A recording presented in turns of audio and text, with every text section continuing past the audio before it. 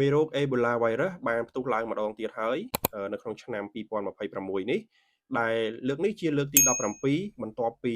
ការរកឃើញនៅក្នុងឆ្នាំ1976ករណីនេះត្រូវបានចុះផ្សាយដោយអង្គការសុខភាពពិភពលោកឬក៏យើងហៅថា WHO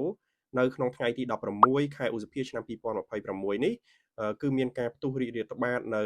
ក្នុងប្រទេសកុងហ្គោក៏ដូចជាអ៊ូហ្គណ្ដាដែលបញ្ជាក់ប្រាប់ថាមាន246ករណីដែលមានឆ្លងទៅលើប្រភេទវីរុស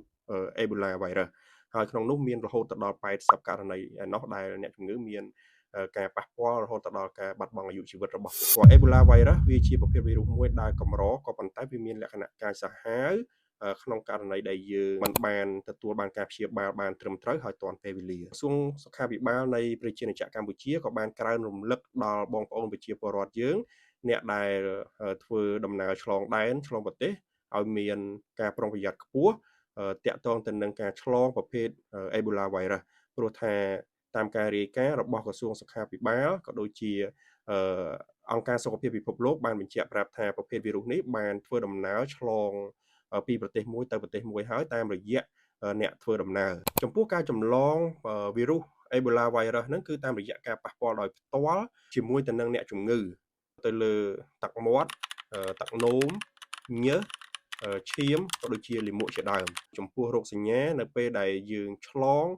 Ebola virus វិញគឺមានដូចជានៅពេលដែលដំណាក់កាលដំបូងហ្នឹងគឺអ្នកជំងឺមានអាការៈដៅខ្លួនភ្លាម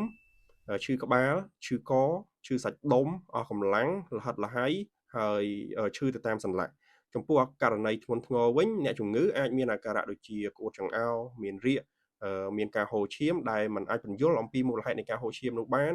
ហើយនឹងមានការប៉ះពាល់ទៅលើតម្រងនោមក៏ដូចជាថ្លើមរបស់អ្នកជំងឺទាំងអស់នេះសុទ្ធសឹងតែជារោគសញ្ញានៃការឆ្លងប្រភេទវីរុស Ebola virus ដូចនេះបើក្នុងករណីដែលអ្នកទាំងអស់គ្នាមានការសង្ស័យថាខ្លួនបានឆ្លងប្រភេទ Ebola virus ឬក៏មានលេចចេញរោគសញ្ញាដោយដែលបានរៀបរាប់ខាងលើហ្នឹងគួរតែឆាប់រួសរាន់ទៅជួបពិគ្រោះជាមួយទៅនឹងគ្រូពេទ្យឲ្យបានទាន់ពេលវេលា